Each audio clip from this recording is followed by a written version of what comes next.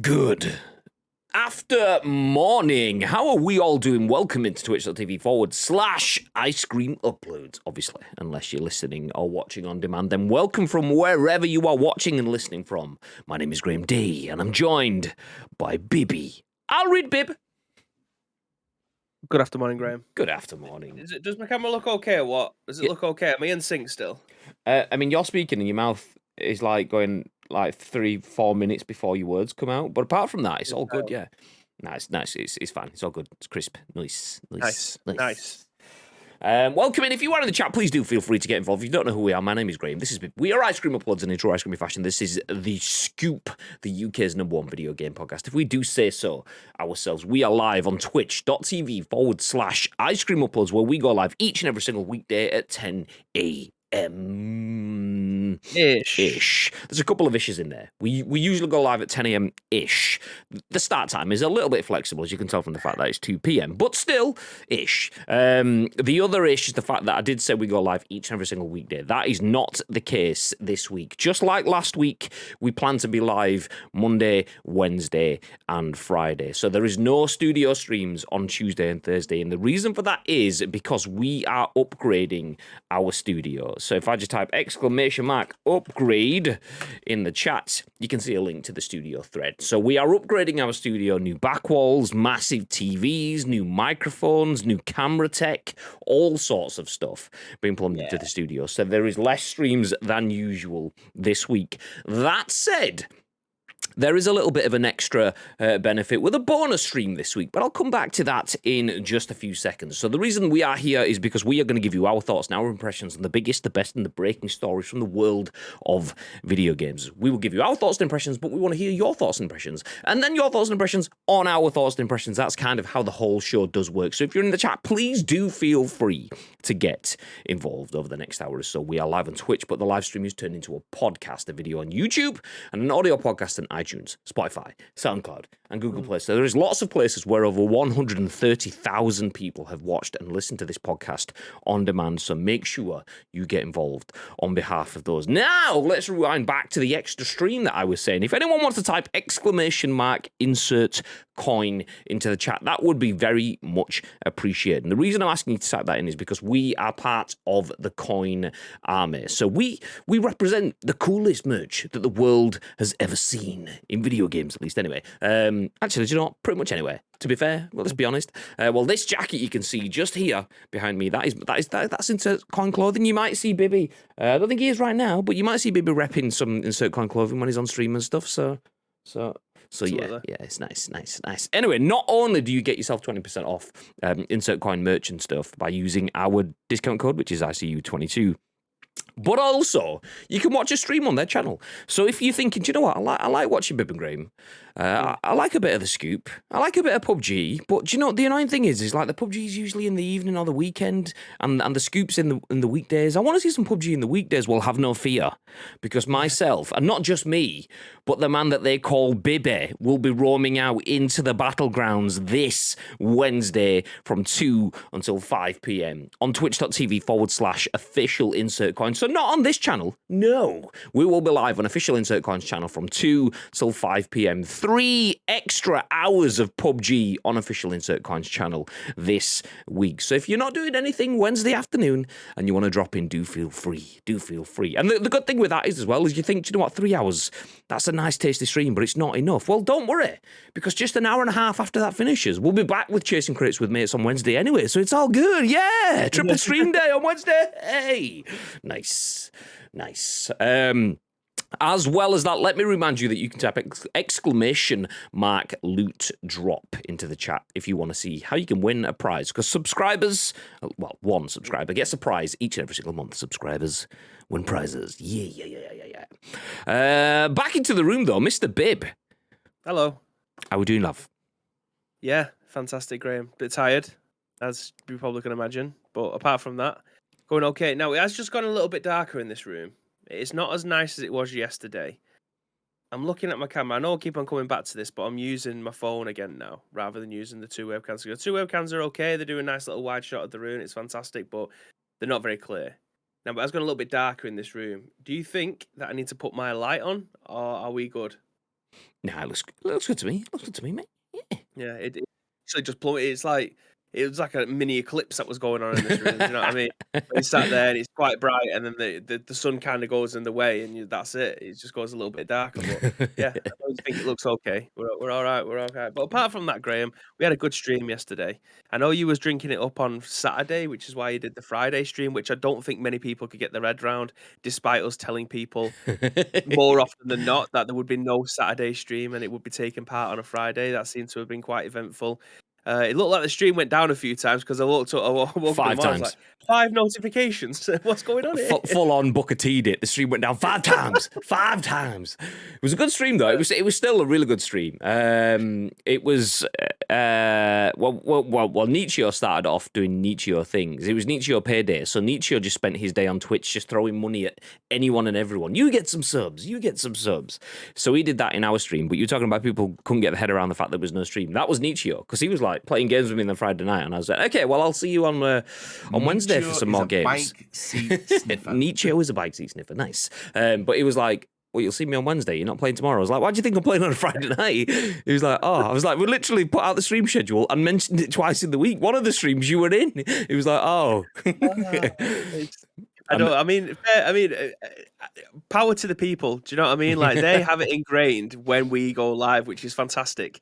Like it doesn't matter if we keep on saying when it is that we're going to be having these extra streams, or we're not going to be doing one this week on a Saturday because you're going out or doing something. People just have it fixated. Oh, it's Saturday. It's going to be 10 a.m. Graham's going to be playing PUBG. That in itself is fantastic. If one little thing changes, we are fucked. I mean, I was getting grief as well. Tito was like, what am I supposed to be doing when I'm playing FIFA on Saturday? I was like, I don't know, maybe play FIFA.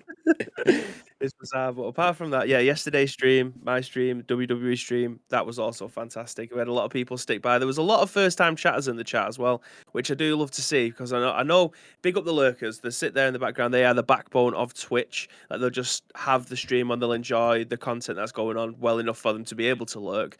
But a lot of people were coming forward yesterday during WWE. We was playing my faction. There was like, never seen you stream this before. Obviously, they've missed the 2 streams that we've done beforehand, but this is great. Then they started. Then DMAC came in. He was talking about how DMAC's got an obsession with any game. Whatever game he's playing, then that's his obsession. And he is pretty much nearly completed my faction already, which is nice to know. Then someone came in and said that they'd literally done it all on like nightmare difficulty. I don't think that person slept since it came out. But yeah, there was a lot of first-time chatters yesterday, a lot of followers, so I very much appreciate you guys coming through on a game that we have streamed WWE in the past. I've streamed a lot of different WWE games, but when a new game comes on the channel, it's always quite a daunting thing because you never know who's going to turn up. And yesterday, I think we maxed out at maybe 33, 34 people coming through. So appreciate it. That's nice because like being variety content creators as we are. You don't just stick to one nice, safe sort of game. Let me get rid of the nameplates bit. Where is it? I can't find it. Scoob, split screen, all that one, nice. So you don't just stick to your one tried and tested. Like if I was on the channel all the time, I would be playing tons of PUBGs. So people would expect me to play PUBG, but because we jump around from podcasts to WWE now, some Skyrim, some PUBG, some whatever, people don't necessarily know what they're going to be getting.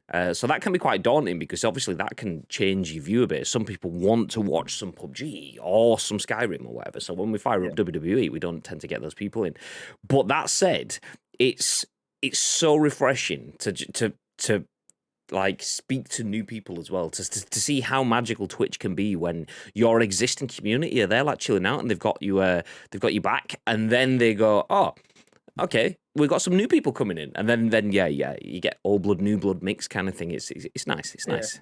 It is nice. It is nice. Again, like DMAC speaking to people that he'd never spoken to before, as well as I do, about something that we all have an interest in, and then talking and Timeless coming in saying, "Who's your favorite faction of all time?" That gets into a long topic of debate that Tito wants no part of because he doesn't want to watch anybody in sweaty wrestling You know, gear. Tito watches all the spandex. Don't listen to it. Don't listen. I was in for that bit. So I was hungover on Sunday. So I was in for that bit. I wasn't talking because feck typing when I'm hungover. That said, I did see people then talking about like the forgotten wrestlers of factions. You started off by saying, is X-Pac the most forgotten member? And then people started throwing in their recommendations and stuff. So yeah, I was here for a good chunk of that. I was there. I do still stand by my comment though. I do think X-Pac is literally the most underrated, forgotten wrestler of any faction, and he was in 2 of the biggest ones, and he always seems to be the member that no one ever talks about. 1, 2, 3, kid, mate. There you go, mate. 1, 2, 3, mate. Okay. Lotus Alrit. Let's jump back and see who is in here. Lake was in here nice and early, as was JMK, as was Lotus. Thank you very much for all just chilling out in stream, waiting to get your sprinkles on. Viv dropped in there, says, Gib, ice cream, I'm dead. You can keep. King Comics in. Welcome in, King Comic. How we doing, dude? Naked Neil is here. I'll read. Lake Talk Show's unmuted. Afternoon. I think you mean good after morning, but we'll let it slide this time. How we doing? How we doing? All I'm hearing is loads of sprinkles apart from the insert coin stream. Well, there you go. There you go. That's what it is. It's all sprinkles for days. For days. Nietzsche donor to me whilst I was offline last night, the tuna. Silly sausage. Are you live? Yeah, hashtag when are you live? I think so. I'm literally here because of your rock solid schedule. No comment. Oh, and the mothership is here. Barton Wilson, aka my mother-in-law, is in. There you are, G-Man. Is that because we had Bibby on screen? Okay, it's all right. We got rid of him now. He's fine. It's fine. Good after morning, Gagad. Up the ICU, say up the ICU. I was hella hungover yesterday, says Lake. Yep, same. I needed to do some IKEA building as well, so I put it together yesterday, and Bibby was like, sod doing IKEA stuff when you're hungover. I was like, yeah, but this way I'm only miserable once. so I've got the hangover, and then another day of IKEA flat pack, just do it at the same time. Jobs are good, isn't it? Was he 2-pack sons, what, 10-pack? Actual dead. Has Rona. Oh, no. Ooh. Okay, well, you don't want ice cream then. You want chicken soup and lots of it. Unless you don't eat meat, then other soups are available. I don't know if you do or don't, but there you go. Soup. You'll feel super... Thanks for asking. There we go, nice. Everyone remembers he was in the NWO on DX, but they always forget X Factor with the Uncle Cracker theme tune. Was he? I mean, I've completely forgot about that one as well. That's definitely been... Where have you found that fact out? I mean, you probably remember it. David's got one of these memories that just remember... If it's useless, he will remember that forever. Absolutely.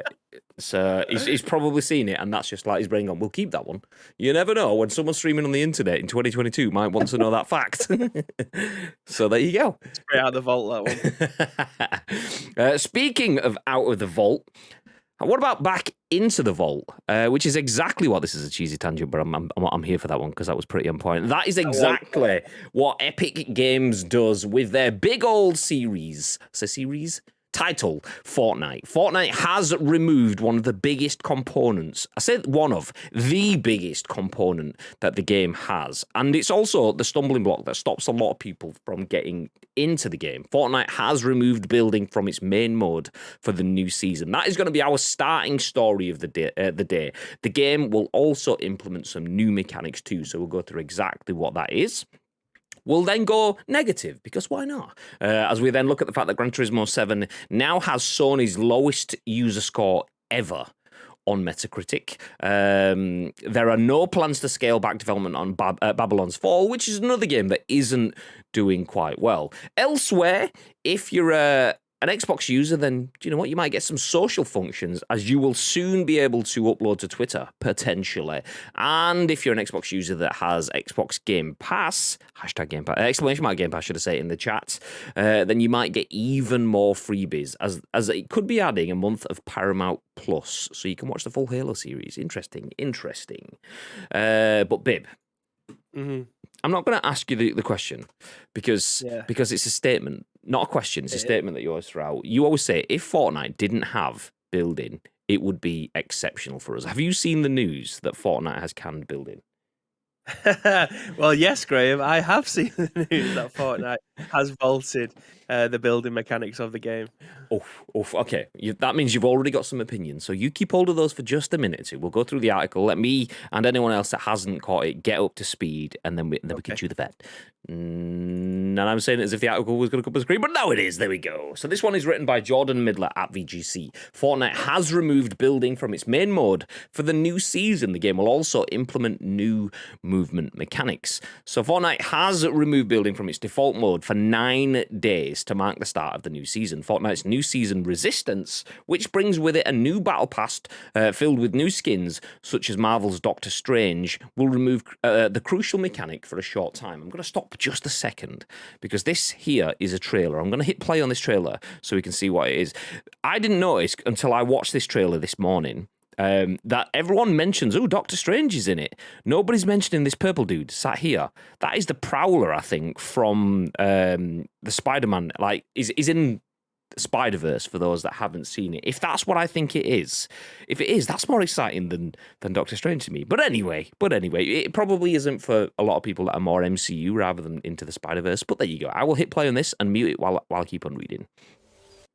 So a new loading screen that launched with the season reads, "All battle, no building." So, quotes, "Building has been wiped out. It's up to the Resistance to get it back. Jump in with your squad and help the Seven uncover the imagined Order's nefarious plan." The Resistance, the Seven, and the Imagined Orders are all factions in Fortnite's multi-season long narrative. While building will be removed from the default game mode, it won't be affected in competitive modes, nor will it impact creative mode, which allows players to create their own maps and game types. Some players are celebrating this change, as recently the game has been criticised for the focus on building and not gunplay, with encounters devolving into a game of who can build the largest structure the fastest. In order to compensate for the change, players will now have an overshield on top of their health and regular shield. Movement has also received a large change, with default movement speed in the game being increased and a new, faster sprint also being implemented. Scrolling, there we go. Mantling has also been added to the game, as well as being able to open doors while moving using a new shoulder bash. Epic Games has also announced that from March the 20th, 2022 until April the 3rd, 2022, all proceeds from the game will be donated to the humanitarian causes in aid of the war in Ukraine. The organizations include Direct Relief, United Nations Children's Fund, United Nations World Food Programme, and the UNHCR, the UN-Refugee Agency. There you go. All battle, no building. Yeah. What are your thoughts, babe? Do you know what? Everything that you've just talked about in this article, I see this as being a massive plus. You know, like, I know this will do a lot of people's head in. I do get what they're saying about the building has become the main part of Fortnite, but that's the thing that separates it out. Like, if I was as good as building as most people are who play this game competitively, I probably would build as fast as they do, but I don't. You build the ramps, I shoot round them. that's how me and you work on this game. I'm terrible at it.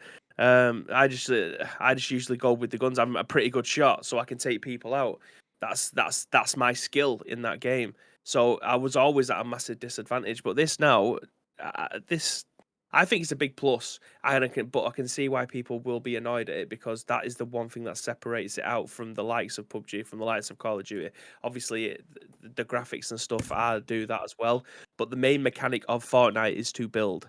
You take that out, and you're just left with another battle royale. It's a risk.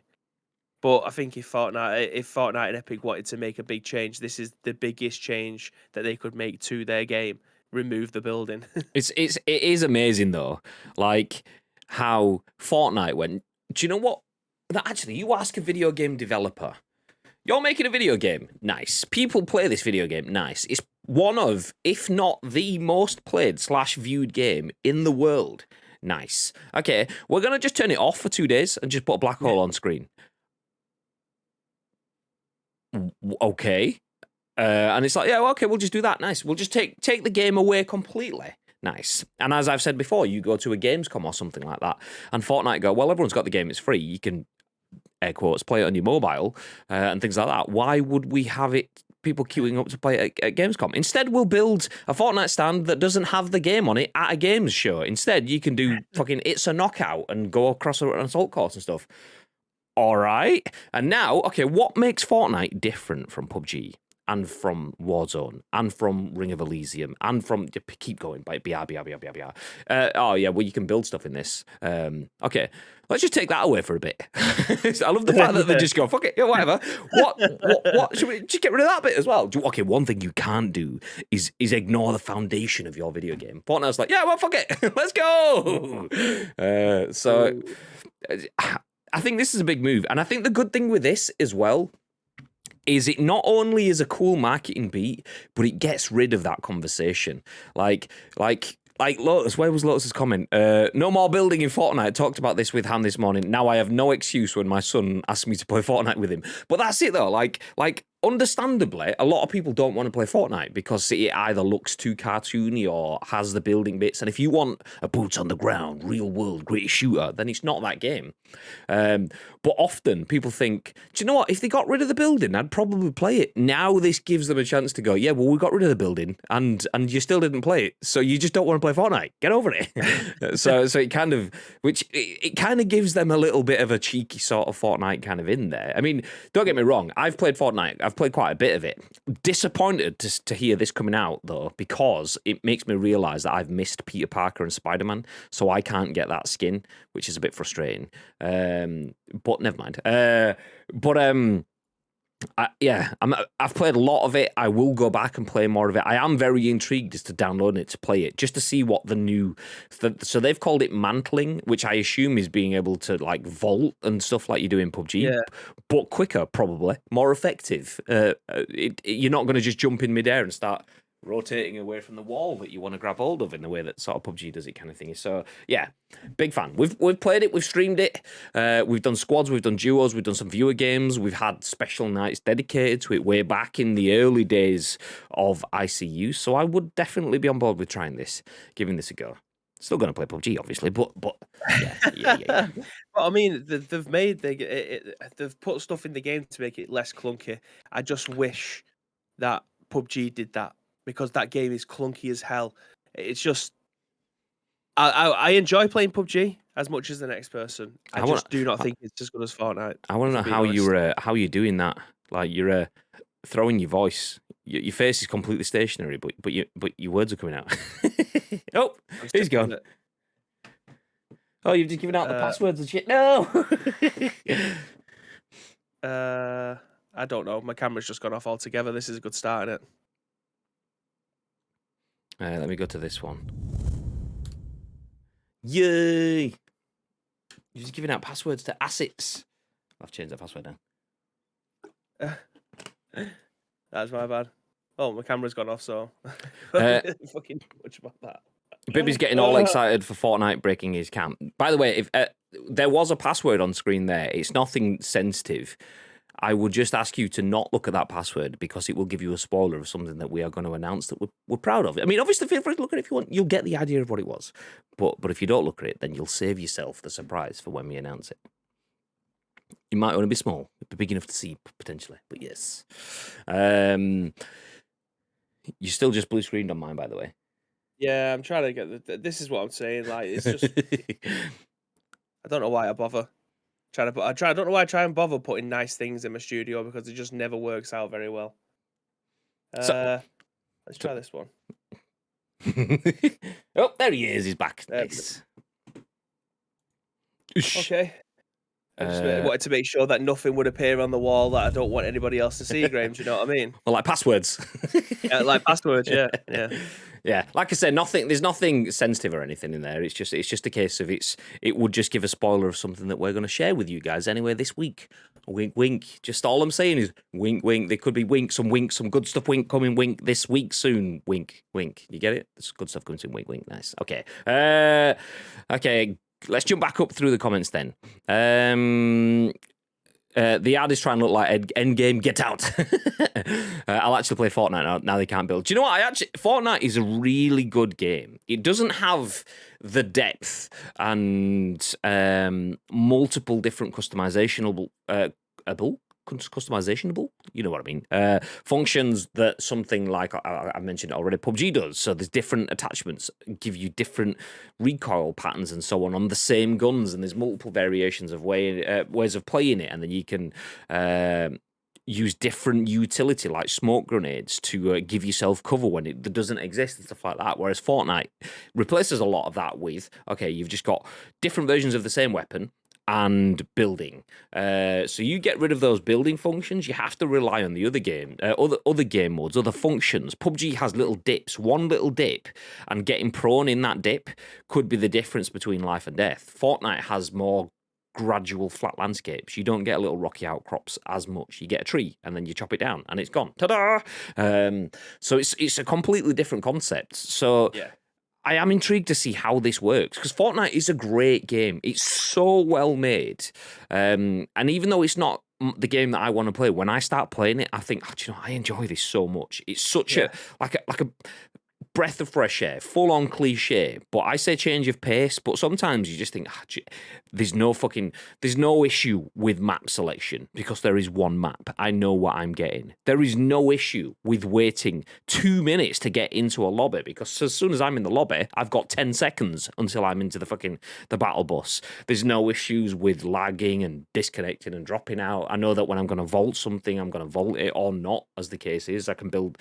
Everything works, which is great. So I mean, I've played a lot of it. I'm excited to bring Kylo Ren back out again. Not the helmet on the shelf to the side of me here, but the actual Kylo Ren in game. Yes, I definitely will be updating Fortnite. I'm playing a little bit of this week, 100%. Yeah. Thanks, Fortnite. Kids are crying now. Apologies, I'm late. Didn't get a notification timeless. We've actually been sat here. We actually went live at exactly 10 a.m. on the dot. It took 4 hours for you to turn up, but we're not angry. We're not. Now we're joking, dude. How was the hospital this morning? Hopefully you're okay. Did see your stream schedule that there's no streams today, tomorrow, but you are back on Wednesday. So that's fine. We decided in celebration that we won't stream on Wednesday purely to be able to sit and watch your stream. And it's nothing to do with the fact that the studio has been updated at all.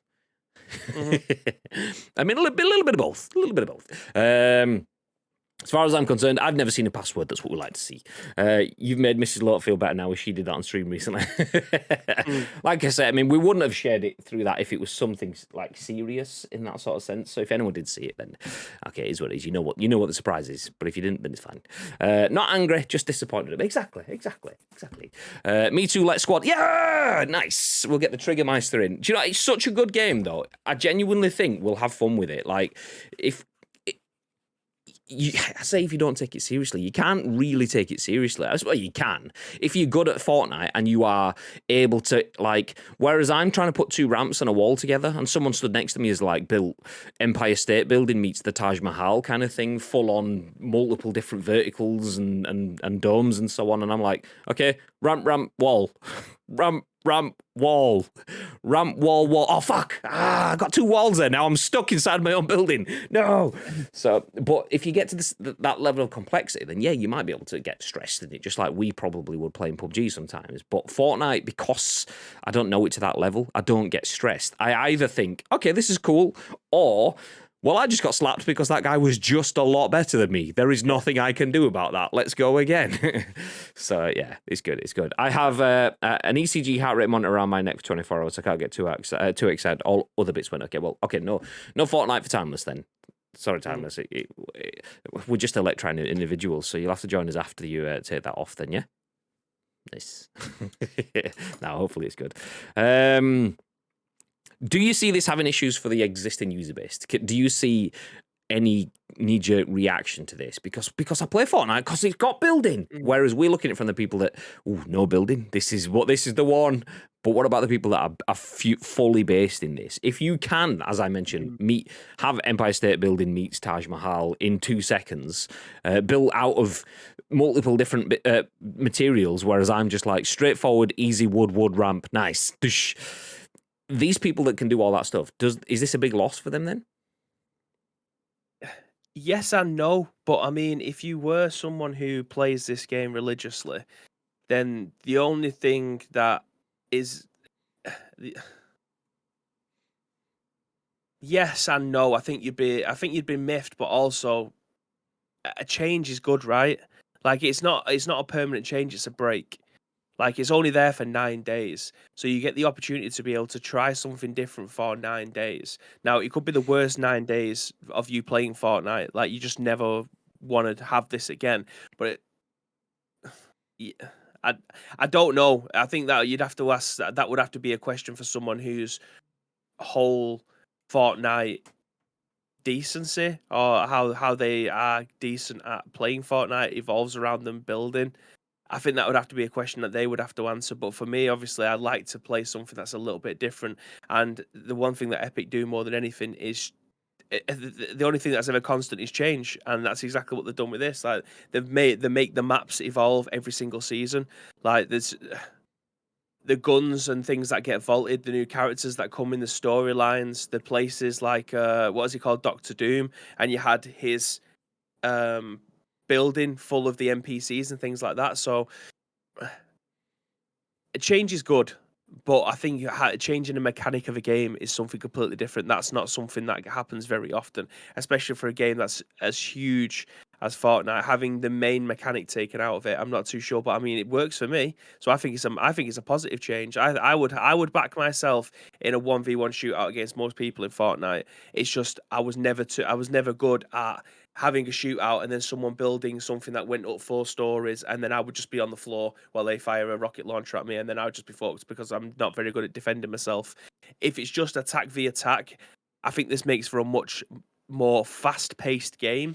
I know that sounds ridiculous because the fastest thing on the game is to build, but in terms of reaction times and people trying to defend themselves, I think it makes for a much more enjoyable experience for the casual or for someone who enjoys the aggression on the aggressive side of BRs, something that Yeah. you do get in PUBG. Like PUBG is literally just aggression. There's so little defended in that because you can't. You're in an open world environment. You might be able to peek around a corner and you might be able to hide behind something, but that's the only thing you've got. There is no defense in that game whatsoever.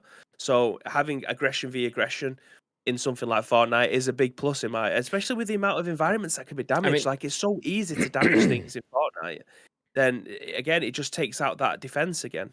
like a lot of Fortnites, you can be aggressive through defense, and that's kind of where it comes from. It's usually a case of I want to be aggressive, but my first step in aggression is putting up a shield and then Mm, reinforcing my shield with a ramp.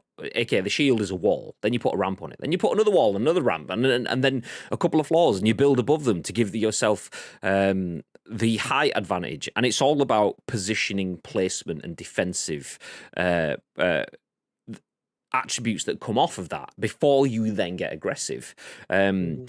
And they've said here, movement has also received a large change with default movement speed in the game being increased and a new faster sprint also being implemented. So you're faster by default, and then you can then sprint as well on top of that. Then there's mantling, so you can jump over stuff, grab hold of ledges and so on, as well as being able to open doors whilst moving using a new shoulder basher. You can plow through stuff, jump, sprint. Yeah.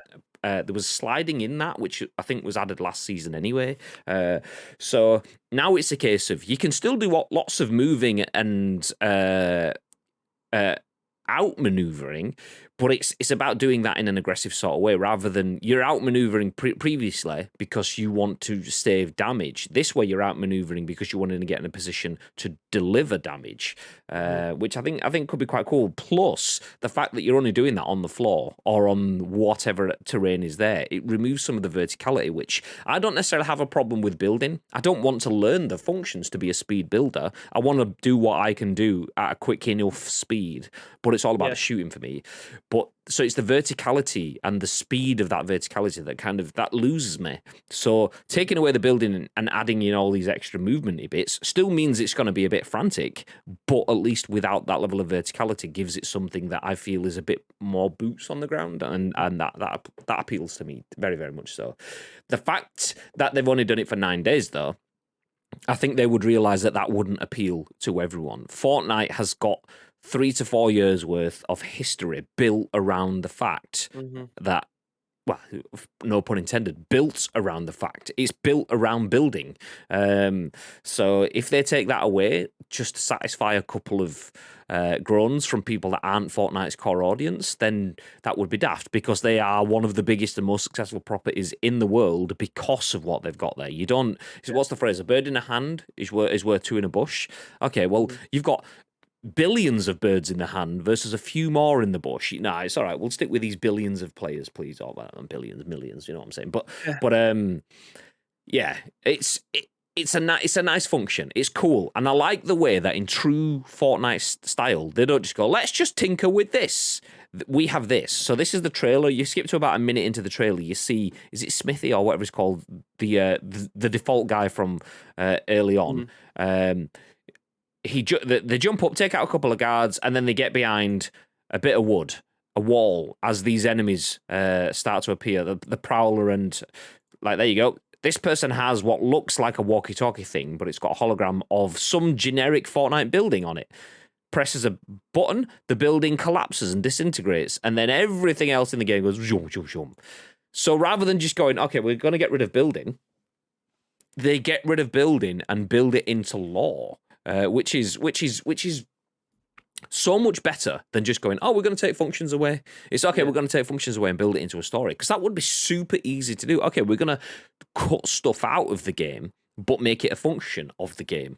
Less being more. And yeah, that's great. That's great. So that gives players a good chunk of time to get used to the new mantling stuff, the new movement speeds. It enforces players to learn all of that stuff, and then goes, oh, by the way, building's back now. Because if they didn't do that, if they had all of that stuff and people could just build 7 stories of stuff above them, people are not going to use all of that stuff. So it's a really intelligent, engaged decision by stripping stuff out, building it into the lore, and then almost forcing players into the new world. It's a really good move.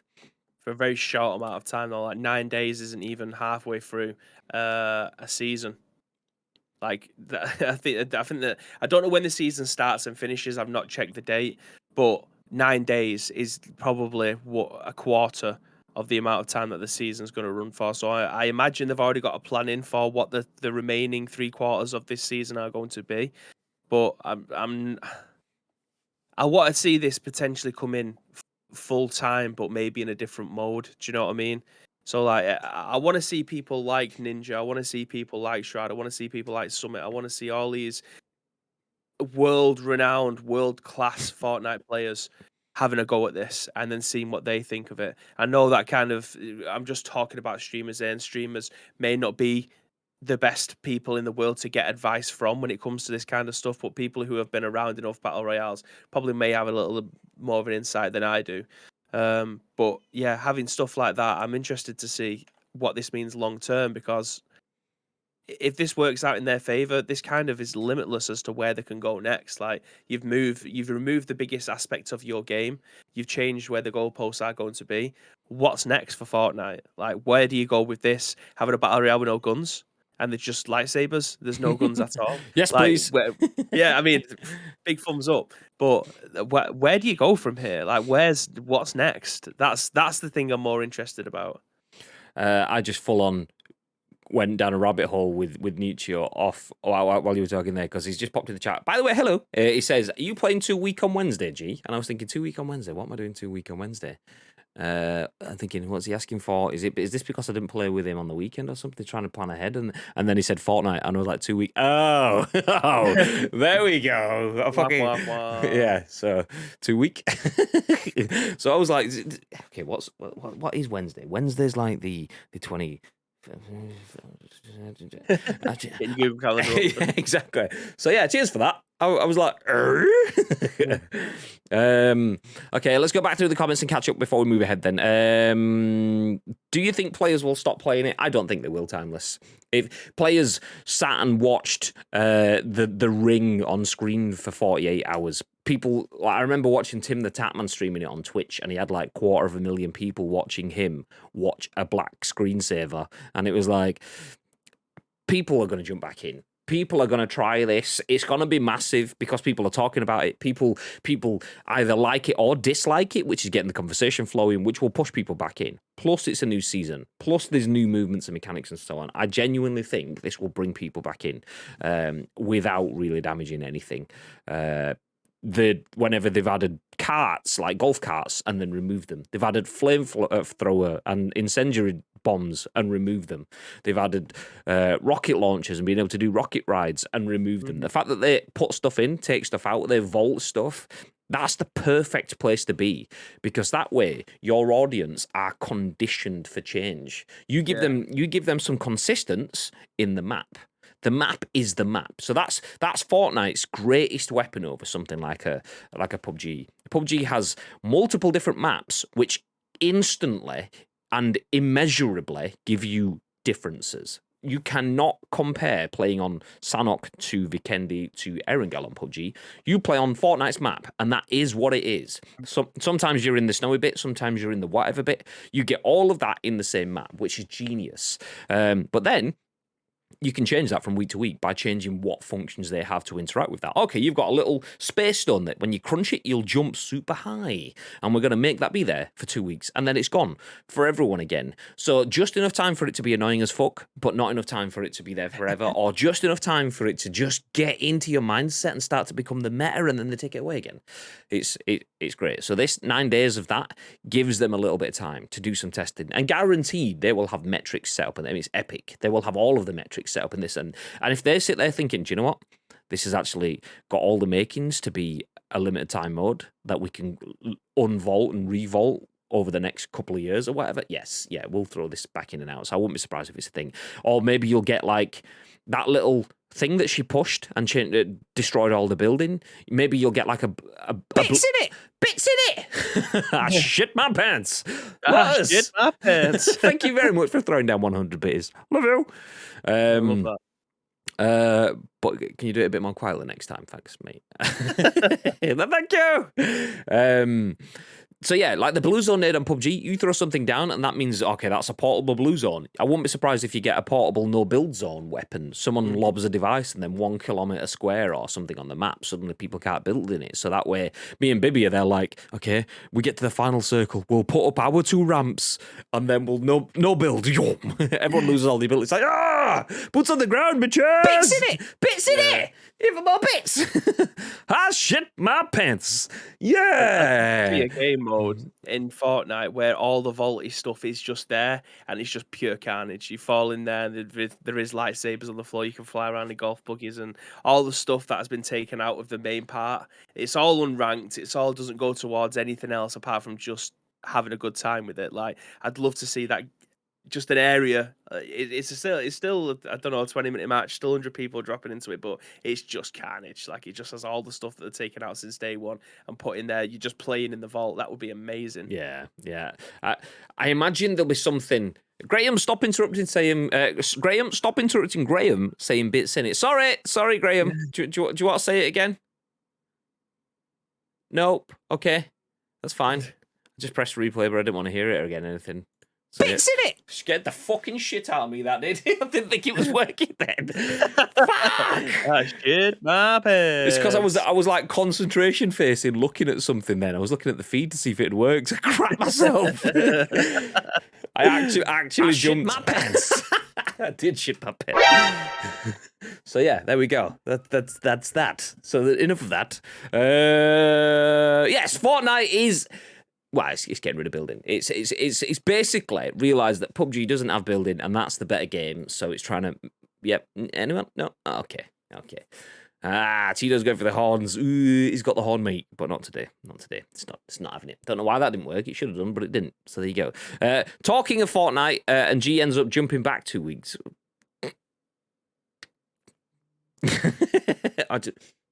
There you go, get one of those. Fortnite is 30 gig also. Quick install to have fun. Yeah, exactly. PUBG's got update on Wednesday. Guaranteed PUBG's update is going to be more than Fortnite's update. Like full update kind of thing. Yeah. Apex, however, 83 gig. Is it? Ooh. That's a wow. I did see something about Fortnite. PUBG was like, is it Thursday? Oh, is it Thursday? Oh, ooh. Ooh.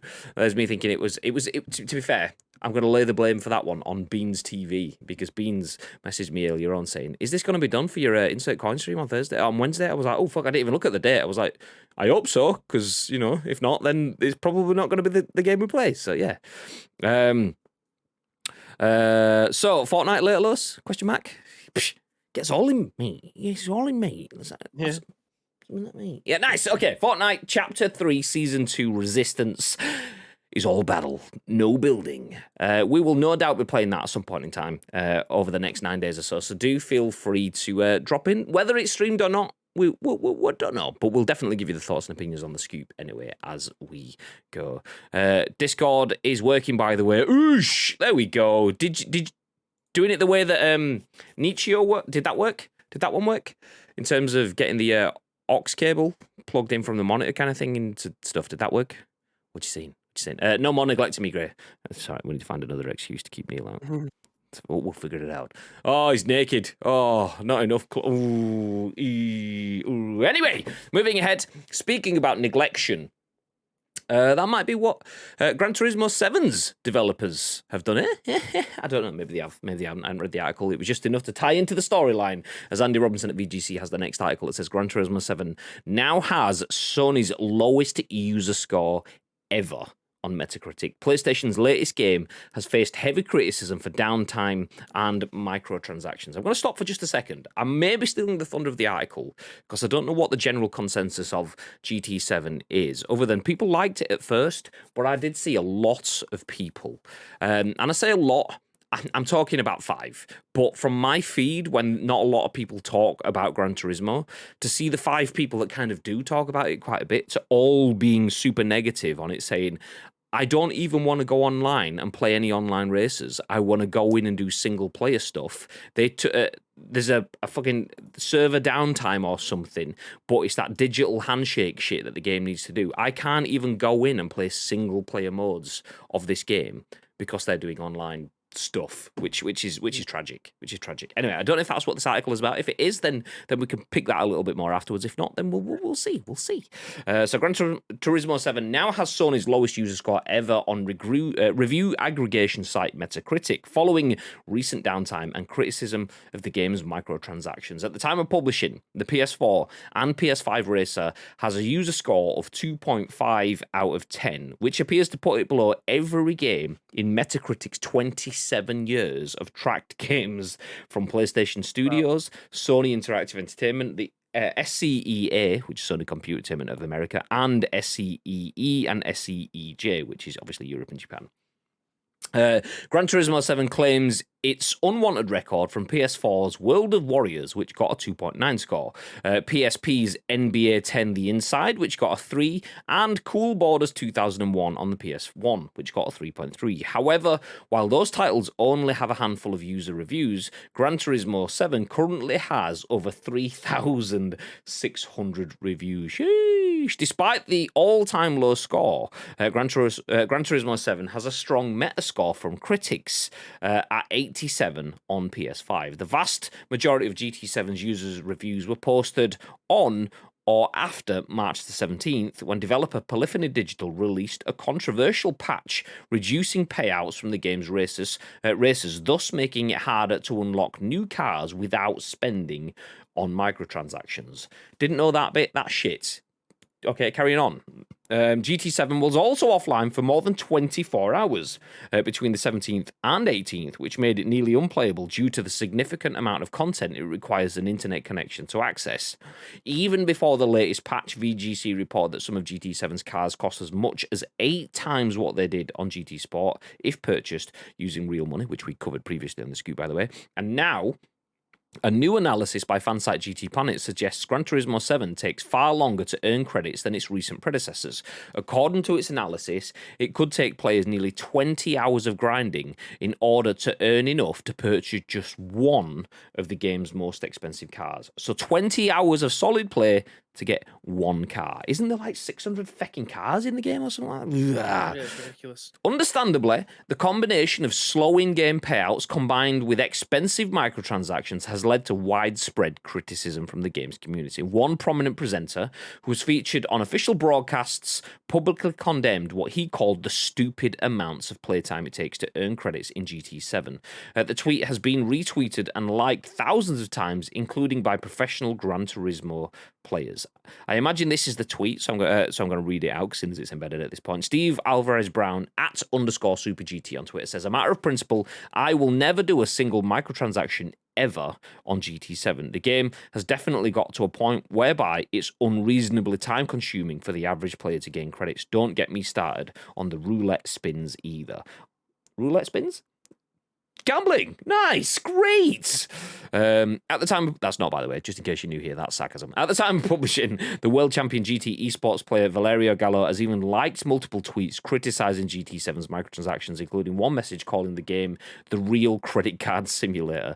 Currently, Gran Turismo 7's most useful Metacritic user review voted by other users points out its requirement for an internet connection in order to access single-player content. The vast majority of the other ranked reviews criticized its perceived aggressive microtransactions. We'll stop there because it seems like it's going down same sort of rabbit holes. We get the idea now. The game requires a shit load of time to crunch in-game currency. You can buy that currency, but if you want to earn it in-game, it will cost you a lot of time. They've now made that even harder, so it costs even more of your time to get the currency. And the example given, 20 hours of solid playtime just to be able to unlock one vehicle, when there is hundreds of vehicles in this game.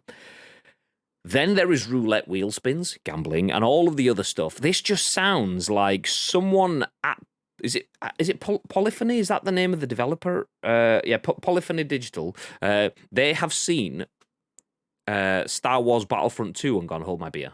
Hold my engine oil. That's what they've gone. And then, what the fuck is this? This is absolutely shocking. And absolutely not what PlayStation want when you've got Forza Horizon doing bits. Not the bits that you guys keep throwing down and scaring the shit out of me, by the way.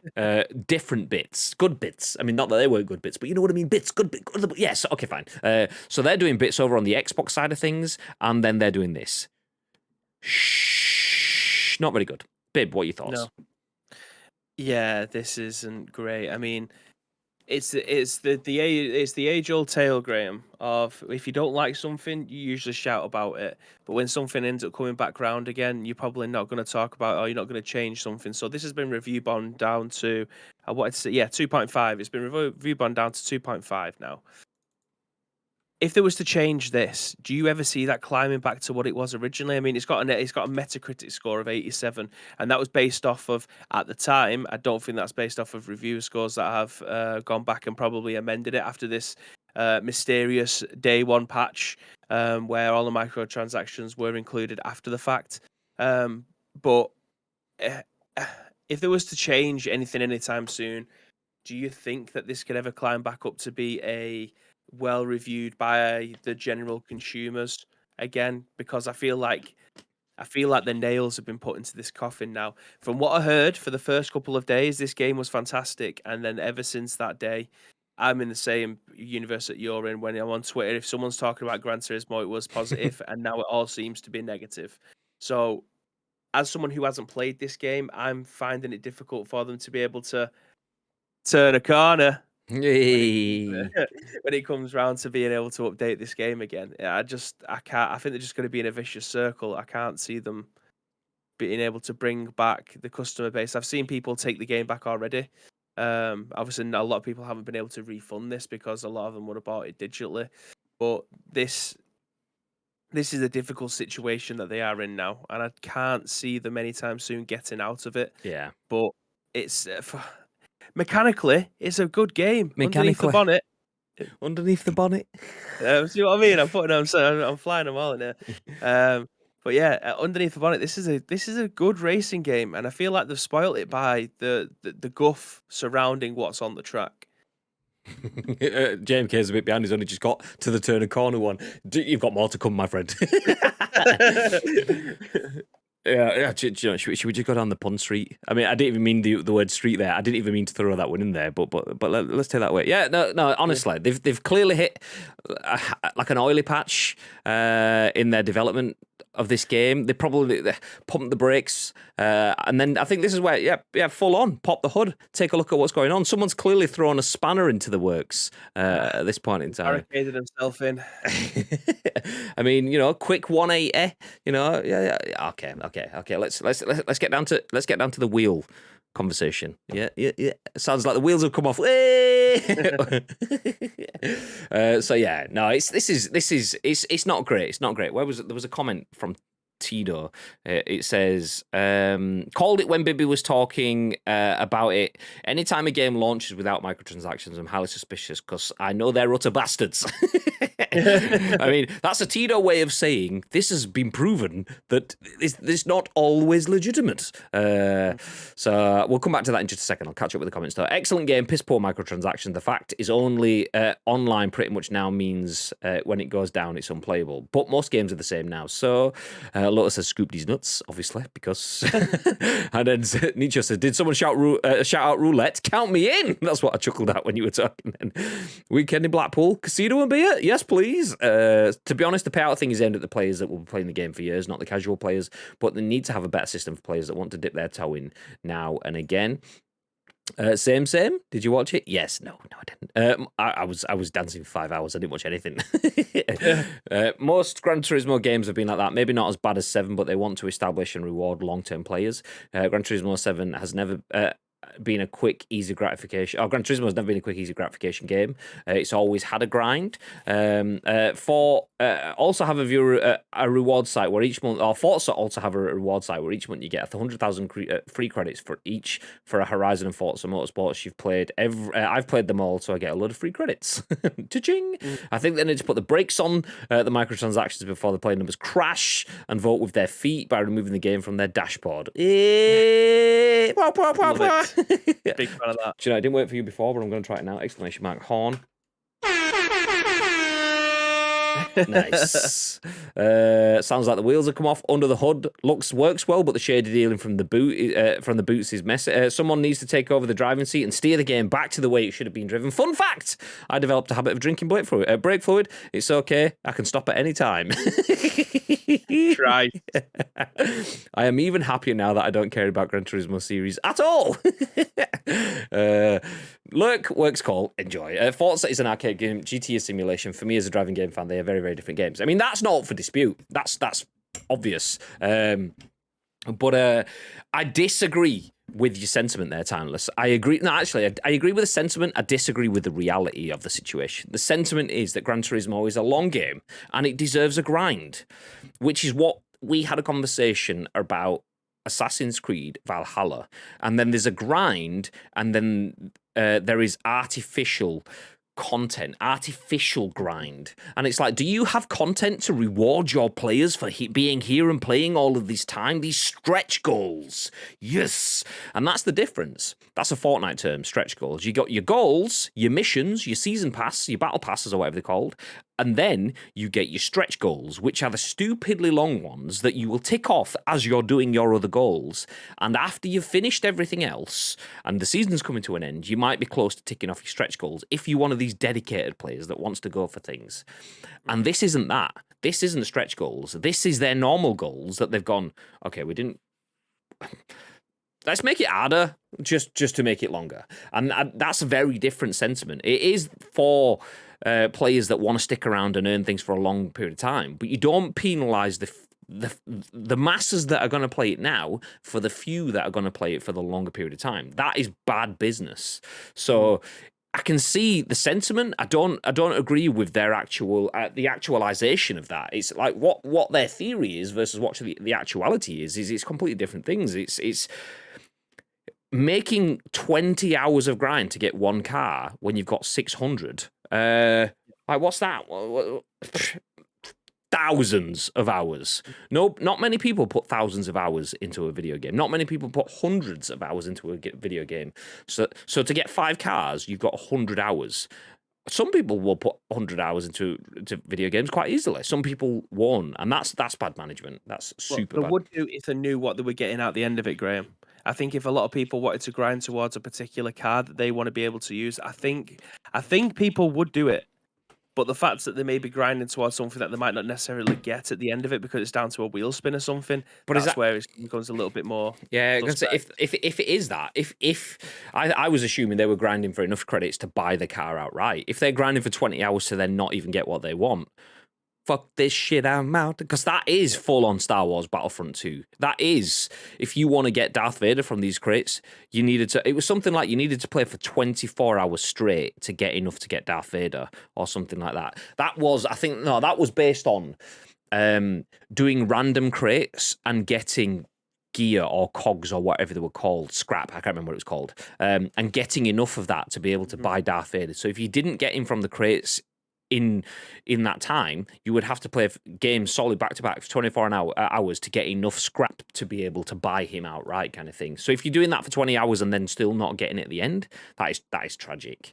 But it's just, the worst thing is there has just been, like, what's the phrase? There's been shit in the road, pun, at every step of the way from this, though. So obviously we got the green light to set off at launch, but then we're instantly hit by some sort of horrible diversion with the fact that your microtransactions you're in, they're 8 times as much. Okay, I'll stop with the puns now because it'll water down what I'm trying to say. Is it started off looking great. The trip.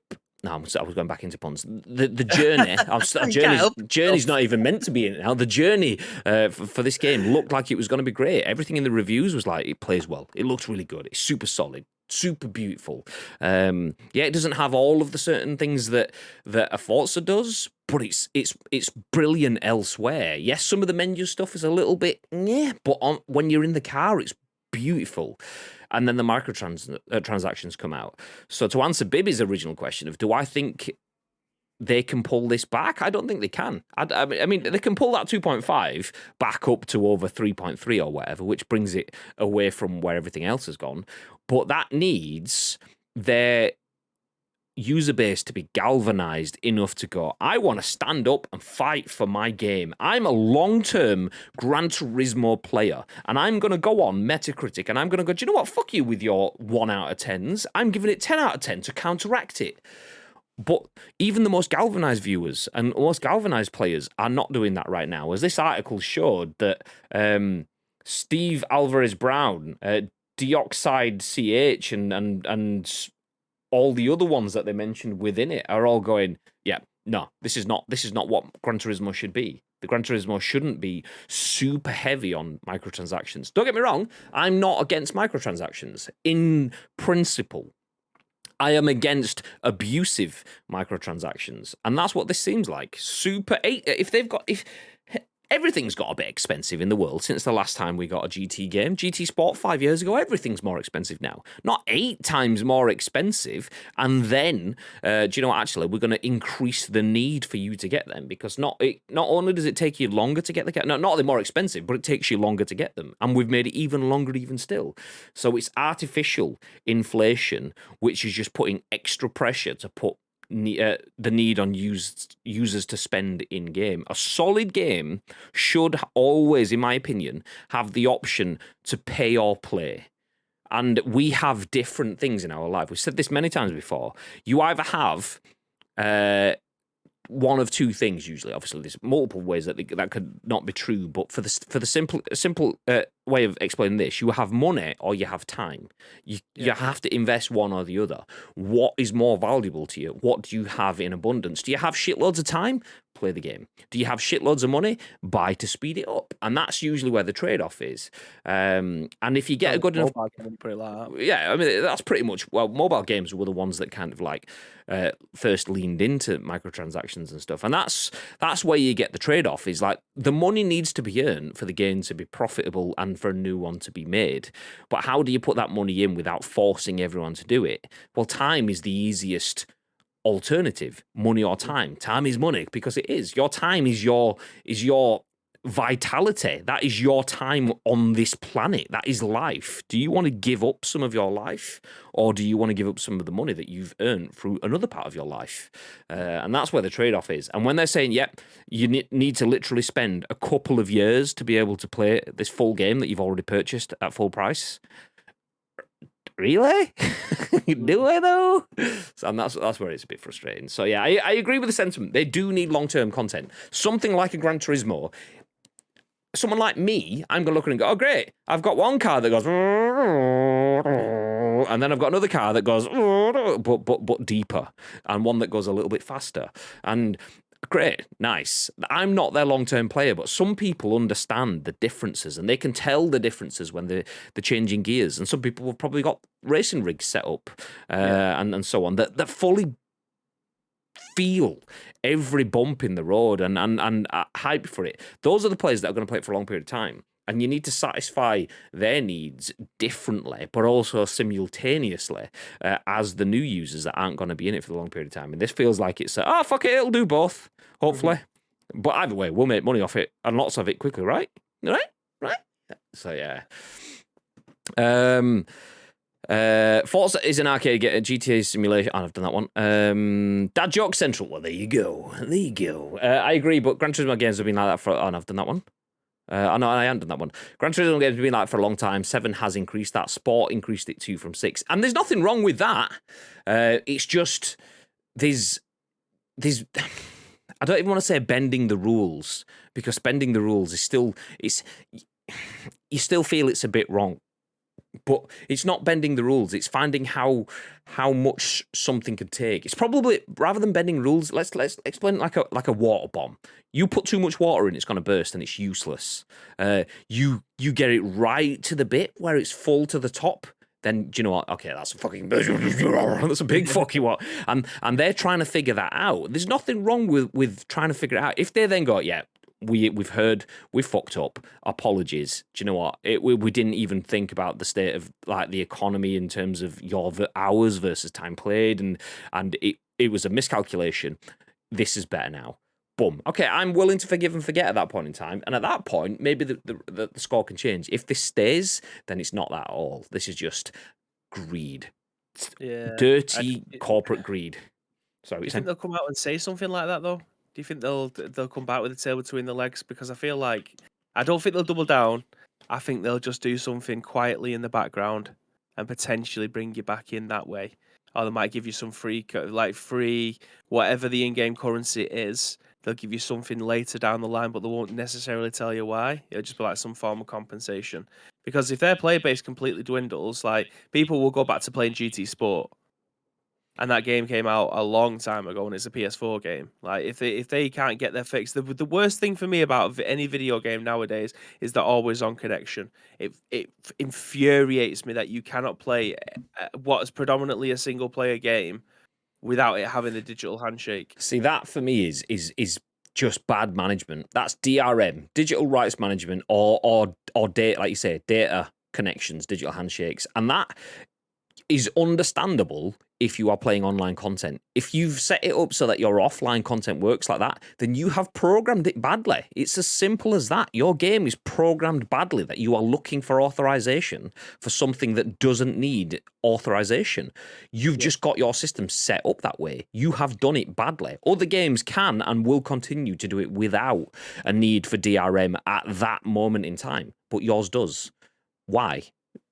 And that's the thing. Without being developers and programming that game, we can't answer that question. But that's the question that I instantly come up with in my mind. It's like, it doesn't need to be there, but it exists because of the way that you've made it. So therefore, you have made it badly from a modern world. That's how the games used to be made, but we are not in that world anymore. That's how you did it on GT4 and whatever. Yeah, fine, but we're on GT7 now. It's a different world entirely. We've got cross-play, cross-platform and everything in the world now.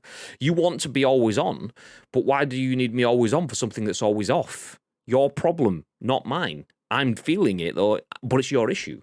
They've done some very silly things since launch. They've dug their own holes. Some pretty big players have said it's not good. Exactly. I always feel bad when they adjust the It always feels bad when they adjust the in-game economy whilst increasing the cost of microtransactions. Yeah, I agree. I agree. That feels like it's either. I mean, there's multiple reasons for why it could happen, but it usually comes across as you always assume malice. We've done it because we want. It's greed. That's the assumption. It not always is, just to clarify, but that's the go-to, because a lot of people are distrusting of microtransactions anyway. So to increase microtransactions to a breaking point, it never feels like a mistake. It always feels like greed.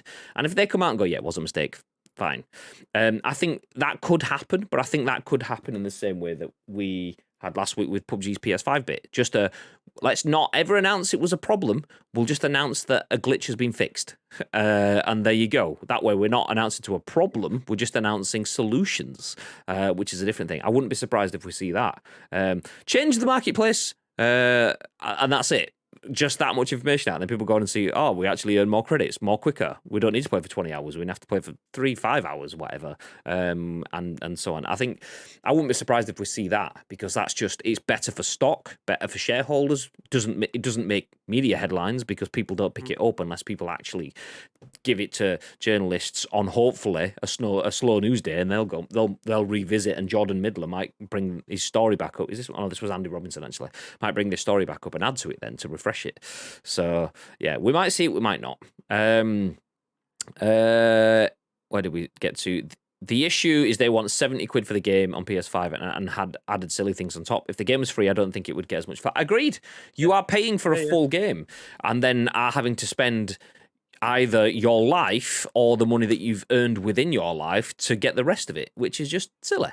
Did you see the statement from someone about it? It said the game should reflect real-world exclusivity and cost. Really? The reason people play video games is escapism from the real world. People aren't buying Gran Turismo because they can't afford to buy a Koenigsegg, and this is... No, people are often buying Gran Turismo because they can't afford to buy a Koenigsegg. They don't just go, actually, I can buy a Koenigsegg, but I'm getting Gran Turismo because it's easier to access, so I'll spend £1 million or whatever it costs for a Koenigsegg and just play it digitally instead. That's bullshit. Yeah, actually, the cars cost a lot in real life, so they should cost a lot in game. All right, great. Well, in real life, if you get shot, you die. Nobody thinks that you should be dead when you lose a game of PUBG, because if that was the case, I'd be fucking dead 1,000,000 times a long time ago. So yeah, it's stupid. You can never get time back. Money can be earned. Games take advantage of this. And that's it, though. It's just one or the other. They're interchangeable. Time is money. Money is time, and that sort of thing. So it's vitality was the word I used a minute ago. That's it. Vitality is your life source, and money is a life source, as is your time. So yeah, both same, but different. Is Lotus still here? I wonder if they're in lockdown state of mind where they think people still have a lot of free time to earn the cars through gameplay alone. Possibly. Do you know, it could just be like mindless in that sort of sense. It could be a case of they've just gone, oh, that sounds all right, yeah. That car's one of the most expensive cars, so it should be an effort to get to, 20, that probably sounds all right. But then they've not actually thought about what that means on a real person in a real world that wants to get every car in the entire game. And then someone's gone, you do realise that's 1,000 hours, 10,000 hours or whatever. Then they're like, oh, okay. Didn't realise. Yeah, all right, yeah. Like right now, I'll use this specific person because I think he mentioned it on stream last week. Tiggleton, his possibly the best PUBG player in the world, if not top 5 PUBG players in the world, current world champion in PUBG. He's played about 6,000 hours of PUBG. If it takes you 10,000 hours to get all those cars, you've played almost twice as much as the current PUBG world champion has. What the fuck? I'm not saying it is 10,000 hours. I don't know. I didn't do the crunch. I'm just saying. If it is that, really good game though. You are. You'd expect someone to be really, really good at Gran Turismo if they're putting that much time in it, though. Yeah, exactly. I mean, I dread to think how many hours I've put in PUBG, and I'd expect me to be a lot better for the amount of hours I've got. But we'll move on. Where did we get to? They've broken them, but companies seem to be pushing the limits in microtransactions and seeing what players' limits are, which is fine.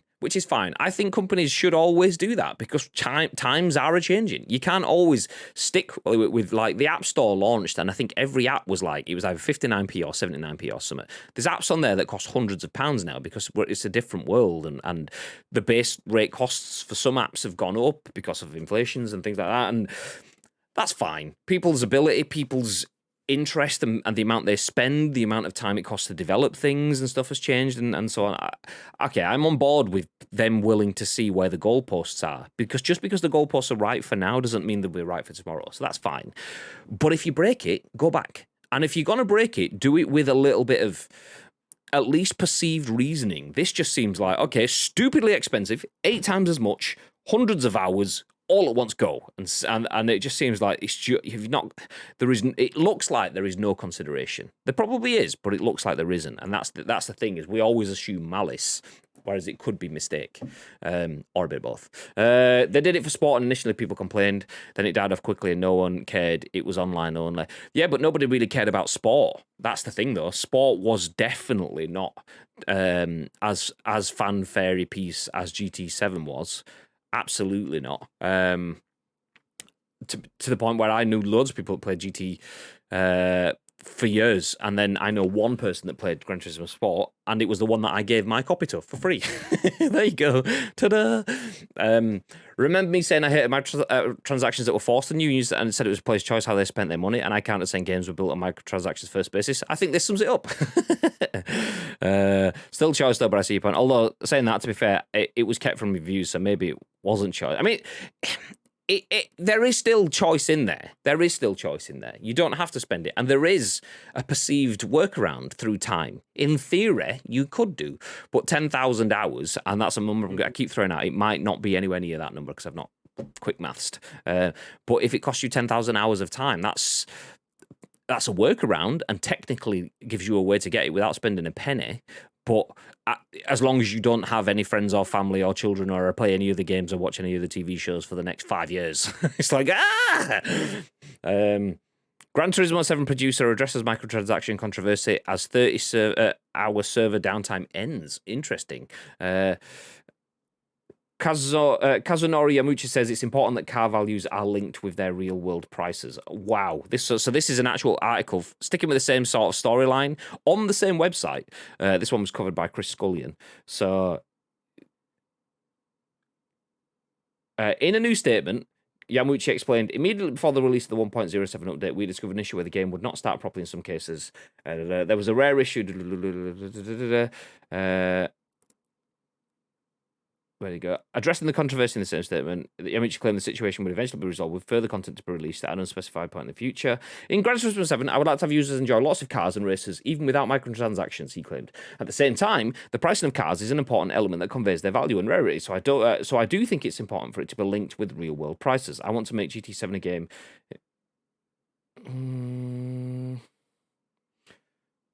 Actually, I'll read that bit because that adds to it. I want to make GT7 a game in which you can enjoy a variety of cars, lots of different ways, and if possible, would like to try to avoid a situation where a player must mechanically keep replaying certain events over and over again. We will in time let you know the update plans for additional content, additional race events, and additional features that will constructively resolve this. It pains me that I can't exploit the details regarding this at this moment, but we plan on continuing to revise GT7 so that as many players as possible can enjoy the game. Do you know what? Sounds like an MMO dungeon raid, that. You keep on playing the same race over and over again and hope that the lottery drops in your favour. Well, he's saying that he wants to avoid that, which is where I will give a little bit of the benefit of the doubt. The title only is quite infuriating. The fact that, the tagline... Kazunori Yamauchi says it's important that car values are linked with their real-world prices. He's basically saying, yeah, it should be expensive because it's an expensive car. However... his sentiment is saying, I don't think you should be able to unlock, I said Koenigsegg earlier, you shouldn't be able to unlock a Koenigsegg as easy as you can get my Astra.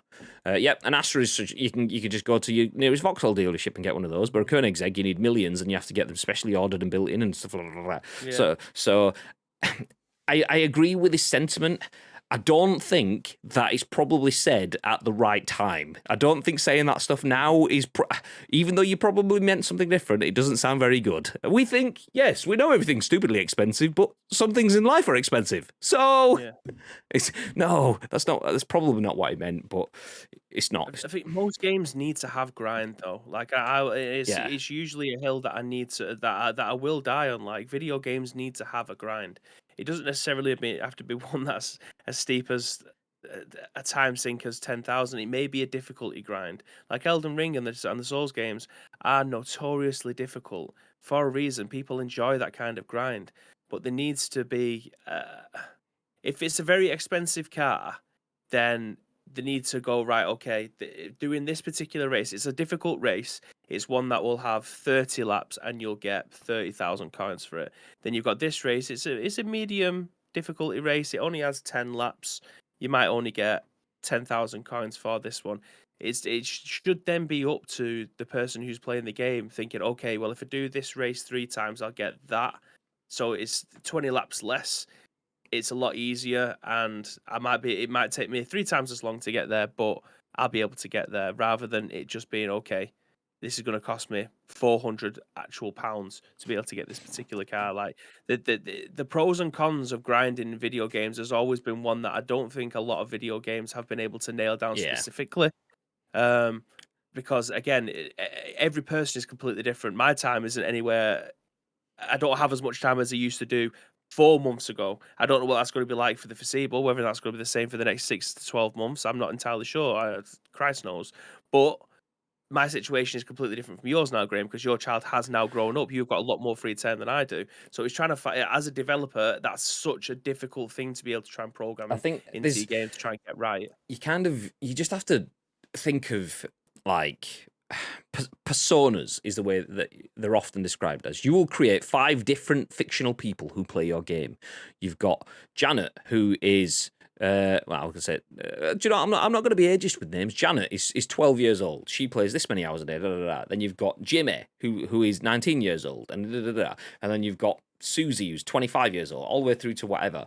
And you need to find something that tries to cross all of those divides. This is not me saying anything new, by the way. This is obviously, people will be aware that's how a lot of products and stuff work. But watching Bibby yesterday playing WWE, he had some goals that he had to do in his faction stuff, get 25 hard hits and stuff like that. That's not a lot of time.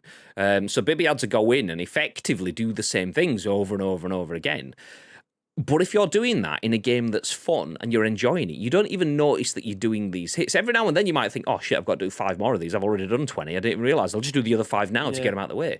That's grind, but fun. Grind is meant to be fun in video games. And when it's not fun, that's why they call it grind. And that's when people get the wrong end of the stick. Grind shouldn't be laborious. Grind should be effort, and effort should be fun whilst you're doing it. And yeah, like you said, it's so hard for people to get the right benchmark. But I think that's where you get things like, if I say to you, do 25 heavy strikes, you're like, all right, yeah, fine. But then you look at Fortnite, which does, okay, their equivalent in building, let's just stick with the heavy strikes for the WWE reference, they'll have in your battle pass, do 25 heavy strikes to unlock this, and you're like, nice. But in their stretch goals, they'll have do 250,000 heavy strikes, and you're like, fuck me, that'll take forever. But that's because it starts now and finishes in 3 months when the season finished. And if you add up all of your strikes through every game, you're probably going to get 60% of that. It's whether you want to go for the extra 40% as well. And that's where the grind stuff comes in, is like when you're going for the big achievements, not just your day-by-day kind of stuff. It's like the first game that I ever grinded for, really, or one that I was noticing it subconsciously, is Pokemon. Does anyone remember like trying to catch a Pidgeot or a Weedle or something like that to put into your Pokemon? Like you get your starter, then you go off into the world, and you might be in some of the tall grass at the beginning, and you find these Pokemon, and they're like level 2 or 3, but you need at least a 7, 8, 9, or 10 to go in to fight Brock. Like you're going back and you're doing the same battles over and over again for probably like an hour to be able to try and get all of your brand new caught Pokemon to get to a substantial enough level for you to be able to go into your first trainer battle. Like that, for me, as like 8-year-old kid. I was like, Jesus, like it just felt like part of the game. But that was the grind to be able to do that. And nowadays you don't need that because for some reason they've included something in a Pokemon game where every single Pokemon that's on your bench or in your bag gets XP, regardless of whether or not they've actually come out onto the field. That frustrates me. Yeah, it used to like start off with your level 7 Pikachu or whatever against a level 46 Charizard, and you're like, okay, well, I'll sub it straight out. My next one's going to get burnt to shit, but my Pikachu can level up, so that's fine.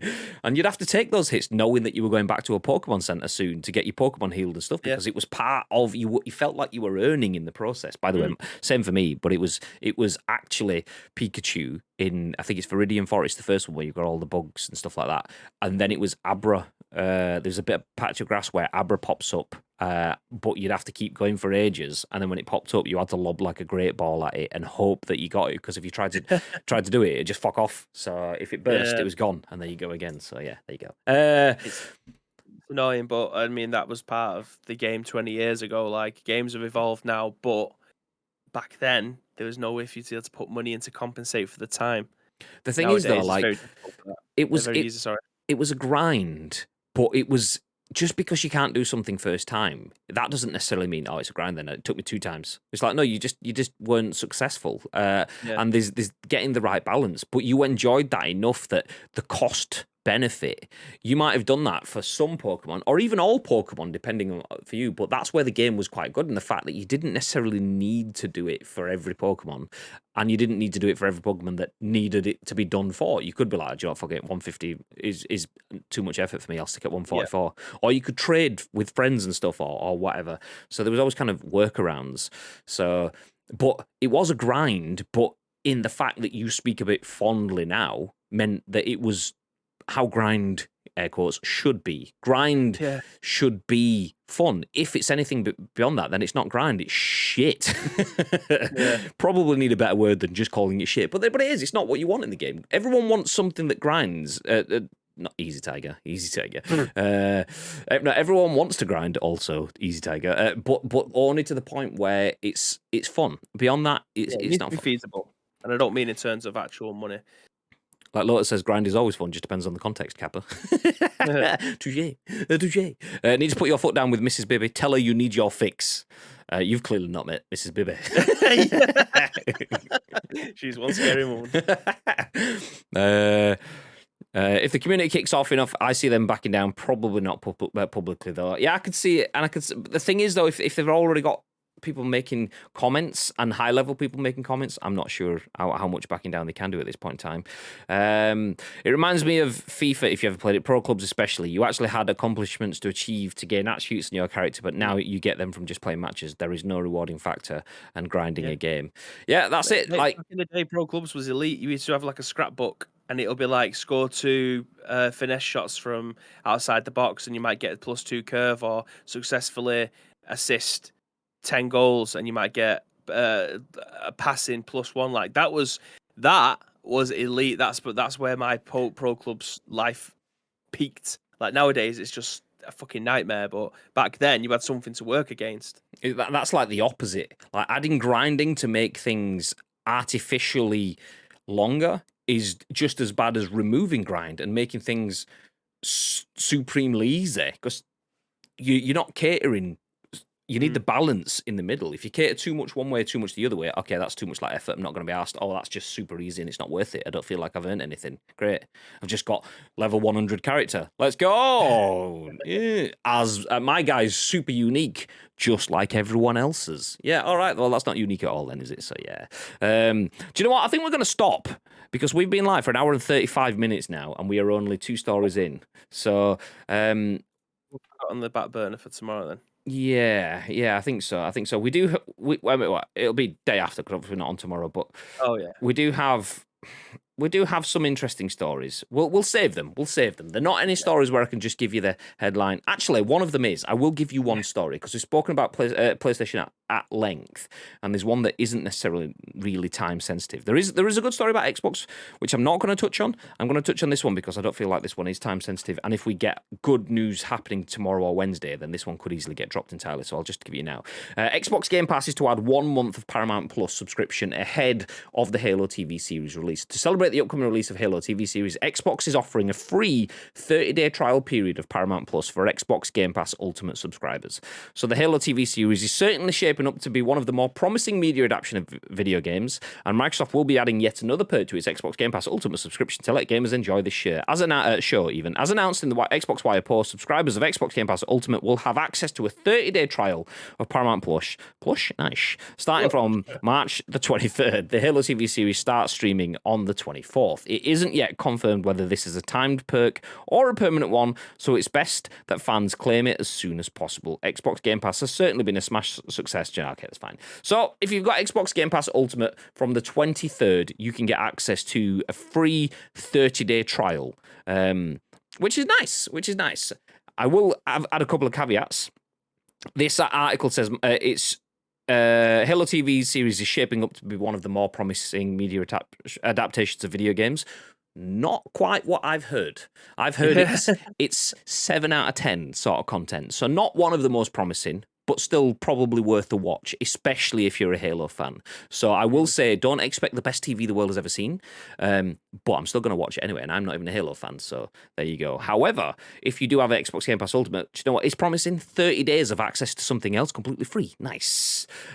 What I will say, though, is if anyone does any research into this, please do feel free to share that in our Discord, because if you get a 30-day trial, does that start from the 23rd, or does that start from whenever you activate it in the month? Because if it does start towards the end, it might be worthwhile for people waiting for all 6, 8, 10 episodes, whatever it is, to be out before they activate it. So if you do it day one, you might only get to like the 8th episode out of 10 or whatever it is, and then might have to pay for even more at the end. So if anyone does look into it, do feel free to share, help a brother out and a sister, and let them know what they need to do to be able to see it all. But free stuff is good. Nice. What was FIFA's first foot? Because in NHL it was in 2002 already, kinda. Sam says 08, 09. What, pro clubs? Yeah, just foot. I don't know, because he goes back as far as the Champions League games. Game. Yeah, was that like? Yeah, which I think was I was in college, maybe 2007. Yeah, I was going to say 7. It was definitely in 5, 6, 7 in that sort of period. I had it. I played it. NHL 2002 had packs in it that you got to open with the objectives in game and card collection that you needed to collect to a folder. Yeah, well, that's what the first Champions League thing. It was like a stickery sort of book. Although I do remember that FIFA got done for having a sticker book, because that was like too close to Panini's stuff, and it was copyright infringement kind of stuff. So they got done. IGN 7 out of 10. There you go. Who doesn't like TV? There you go. I mean, now it's finally got there. A million years later, we finally get the TV. Funnily enough, IGN gave the first episode of the Halo TV show 7 out of 10. Lol. I mean, I say 7 out of 10 not because that's what I think. I did get that from another review. It could have been IGN. So I've heard a couple. One of them gave a score and the others didn't give scores, but were similar sort of things. Some of them said some of the graphics are a bit flat. They expected it to be a bit more. Some of them saying the character stuff was... But that was only based on the first 2 episodes. Anything beyond that, I don't know anything. So it could be one of those slow burners that becomes wonderful, or it could just be a sign of things to come. I don't know. Either way, I'm probably going to watch it anyway, because why not? Have not watched the TV show on TV for years. All Twitch or catch up. You not watched any of the like big TV series on when you say on TV? I'm assuming, does that include the Netflixes of the world? As much as I love Halo, I'm not really fussed by the TV show. Do you not want to see Master Chief's face after all this time? See, I'm that doesn't fuss me. But if I was a player and then the TV series decided to show me his face, I wouldn't want to see it at that point in time. I'm like, why are you sticking some random actor's face on it when we haven't needed it all this time? Why do you, a TV series of a game, not the actual game itself, be... Yeah, it's not for me. Anyway, tell you what is for me. Multiple episodes of this podcast this week, because that's what we've got for you. We'll be back on Wednesday and Friday with more of this. Plus, if you missed it at the start of the show, not only am I streaming PUBG on Wednesday evening with Mr. Ilotus the Triggermeister, but we will also be chasing crates with mates in the daytime, myself and this guy. Not Grogu.